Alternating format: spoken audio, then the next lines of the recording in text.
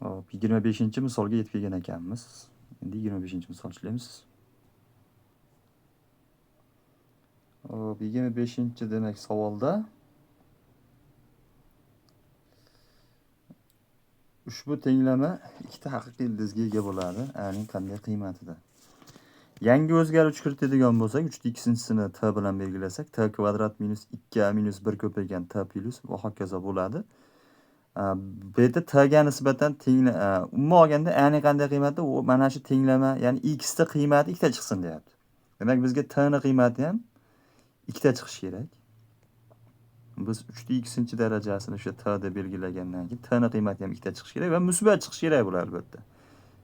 Shunda 3-2 faqat musbat songa teng bo'ladi. Bu nima degani?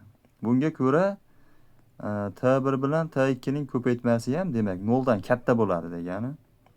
Ya'ni a kvadrat minus 4 ko'paytirilgan a ham 0 dan katta bo'ladi degani. Va ikkalasini yig'indisi ham 0 dan katta. t1 plus t2 ham 0 dan katta bo'ladi. Ya'ni 2a minus 1 ham 0 dan katta bo'lishi kerak. A'ni qavsdan tashqariga chiqarib yuborsak, a minusdan 4 katta 0 chizamiz. Bitta qiymat 0, bitta qiymat 4. Intervalni chizamiz. Ikkalasi ham kirmaydi. 4 dan katta son demak musbat, manfiy, musbat, 0 dan katta oraliqlarda olgin deyapti. Birinchidan, keyingisida a ning qiymatiga 1/2 dan katta sonni olgin deyapti. 1/2 dan yarimdan katta son.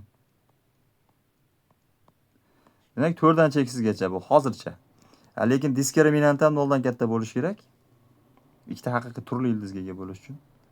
Demak, diskriminanti b kvadrat minus 4ac.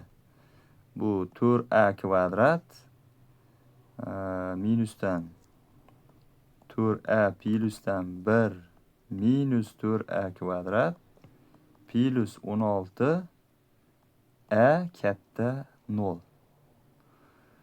4a kvadratlar qisqarib ketadi. 16a dan buni ayirsak, 12a, birda u tomonga olib o'tsak minus 1. Bundan a katta minus 1/12. Bu общий javob umuman olganda 4 dan cheksizgacha bo'lyapti. Demak, b javob to'g'ri bo'lishi kerak. 26-misolga o'tamiz. Ushbu logaritmik ifodani hisoblang. Bu logaritmik ifodani logaritmning xossasiga ko'ra logaritmlarni kallasini almashtirib olish kerak. Ya'ni 625 ni o'rniga 256 ni olib o'tib, 256 ni o'rniga 625. Keyingisini ham xuddi shu tartibda almashtiramiz. 256 bu tomonga o'tsa, logaritmik asosiga ko'ra 256 bu 8 chiqadi. Logaritm 5 asosiga ko'ra 625 4 chiqadi. Hop, keyingisida ham 343 ni olib o'tadigan bo'lsak, logaritm 7 asosiga ko'ra 343 bu 7 ni kubi, ya'ni 7 ni kubi 343 bo'lsa, logaritm 3 asosiga ko'ra 729, 3 ning 6-si ekan. Demak, bu 6 chiqar kerak ekan. 2 ga qisqartiramiz. 8 bilan 6 ni pastda 3, tepada 4. Demak, bu 16 taqsim 9 chiqar ekan.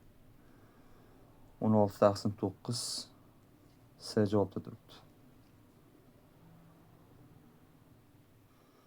27-savolga o'tamiz. Ushbu logaritmik ifodalar berilgan. Logaritm 2 asosiga ko'ra 3 ni deyapti. A va B orqali ifodalang. Oldin ham ko'rganmiz bunaqa misolni. Masalan, 27da a bilan b ni bir-biriga ko'paytirib yuboramiz, ya'ni a ko'paytirilgan b qilib ko'paytirgandan keyin logaritm 3 asosiga ko'ra 25 ni logaritm 25 asosiga ko'ra 8 ga ko'paytiramiz. Bunga ko'ra logaritmning xossasiga ko'ra logaritm 3 asosiga ko'ra 8 qilib kallalarni o'rnidan almashtirib olamiz. Xullas kalom, ko'paygan logaritm 25 asosiga ko'ra 25 bo'ladi. Ana endi bunisi 1 degani. Bu logaritm 3 asosiga ko'ra 8, 2 ning kubi. 3 ko'paytirilgan logaritm 3 asosiga ko'ra 2.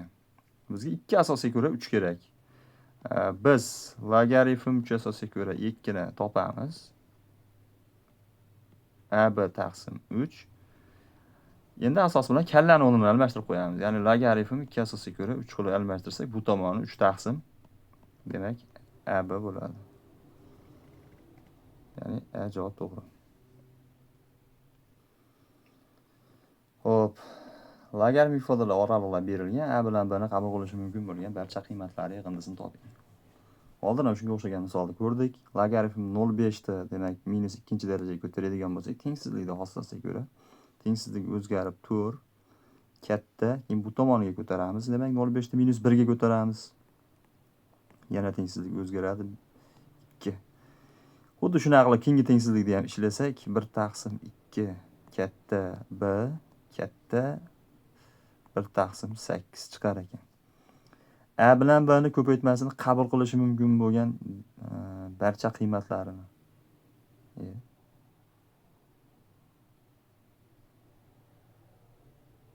Qabul qilishi mumkin bo'lgan barcha qiymatlarini toping. Ya'ni oralig'ini so'rayapti-da bizdan, to'g'rimi? A bilan B'ni demak ko'paytmasini birinchi eng kichkina qiymatini topib olishimiz kerak. Misol uchun bular teskari yozib olsam, 2 kichik A kichik 4 bo'lsin.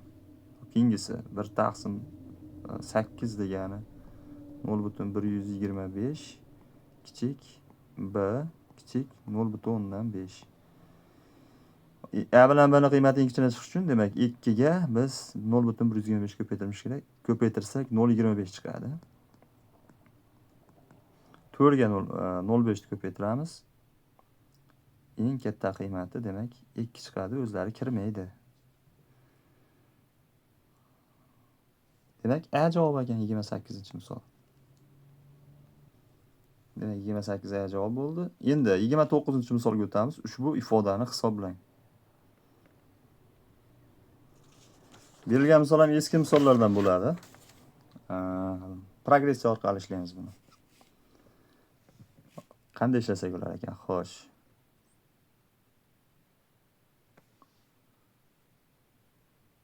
Demak,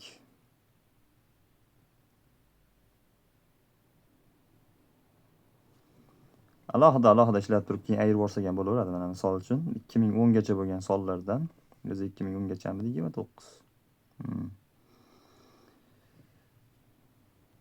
Xo'p, endi bu yerda hozir o'ylanib turdim, endi 5 tushib qolibdi shekilli mana shu yerda.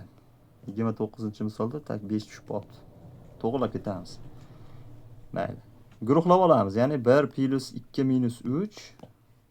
Keyingi guruhimiz 4 + 5 - 6 bo'lishi kerak. Hop, keyingisi mana 7 + 8 - 9 va hokazo ketaveradi. Plyusdan oxirgisi demak 208 plyusdan 209 minus 210. Mana shuni hisoblayman. Xo'sh, endi bu yerda nechta qavs bor, ya'ni nechta guruh bor? 1 2 3 4 5 deb sanab 210 ta bo'lsa, demak 210 ta sonni to'ppa-to'g'ri. To'ppa-to'g'ri.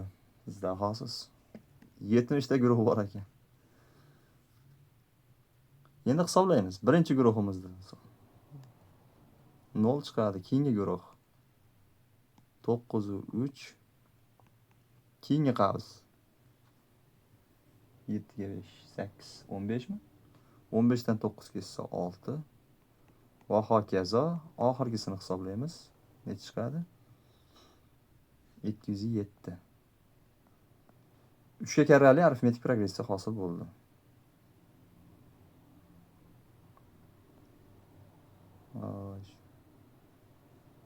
Demak, boshda son A1 0 ga teng. 207 ni qo'shib 2 ga bo'lamiz.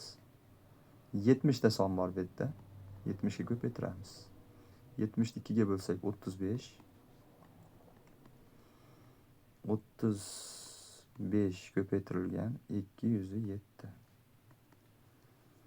Necha chiqadi endi bu? 7245 chiqar ekan demak.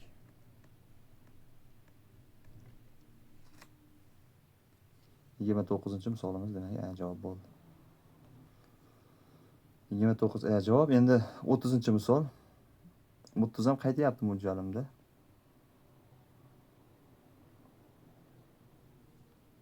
Demak, 30-misol qaytyapti. Birinchisi ham ikkinchisi ham demak cheksiz kamayuvchi geometrik progressiya. Birinchisi ham, ikkinchisi ham cheksiz kamayuvchi geometrik progressiya. Birinchi cheksiz kamayuvchi geometrik progressiyani yig'indisi b1 taqsim 1 minus q bo'lsa, demak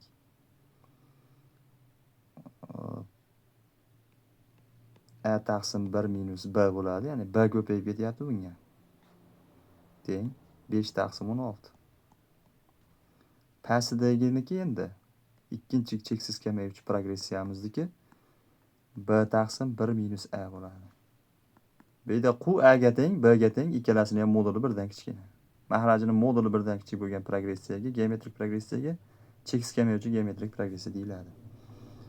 80 ko'paytirilgan a b ni toping. O'tgan safar qanday ishladik buni? Bir-biriga ko'paytiraverdik-ku. Proporsiya qilib ishlaganmiz. 16 ko'paytirilgan a teng 5 minusdan 5 b ga. Chap tomonga kengisini ishlab qo'yaylik bo'lmasa. 15 ko'paytirilgan b teng 4 minusdan 4 ko'paytirilgan a ga. Xo'sh. 16 a minus plus 5 b bo'lib o'tadi bu. Bu 5 ga teng. Kengisida minus 4 a ni chap tomonga bo'lsak, plusdan 4 a plusdan 15 ko'paytirilgan b teng bu 4 ga teng. A bilan b ni topishimiz kerak. Tepani 3 ga ko'paytirib pastga ayirib olsak ham bo'laveradi. Demak, tepani 3 ga ko'paytirsak birinchisi 48, 48 dan 4 ayirsak 44. B'lar yo'qolib ketdi, qisqarib ketdi. 15 dan 4 ayirsak 11. Bunda a ni qiymati 11 taqsim 44, ya'ni 1 taqsim 4 chiqadi. Ular bu bitta joyga qo'yib, a ni qiymati, b ni qiymatini topamiz. Masalan, birinchi tenglamada a ni o'rniga 1 taqsim 4 ni qo'yib 16 ga ko'paytirsak 4 bo'ladi. Minus 5 ni chap tomonga 4 ni o'ng tomonga bo'lsak, 5b teng 1 bo'lib qolib, b ni qiymati 1 taqsim 5 chiqar ekan. Bizdan 80 ko'paytirilgan a b ni qiymatini so'rayapti. 80 ko'paytirilgan a ni o'rniga 1 taqsim 4 ni qo'yamiz, b ni o'rniga 1 taqsim 5 ni qo'yamiz. 4 kira 5 20, 20 bilan bu 80 qisqarib ketsa, demak 4. Javobimiz 4 chiqdi. D javob to'g'ri ekan. Demak, 30-misolimizning javobi D javob ekan. Shuning bilan 10-variantimiz ham tugadi, tahlili. Savollar bo'lsa darsda berishlaring mumkin.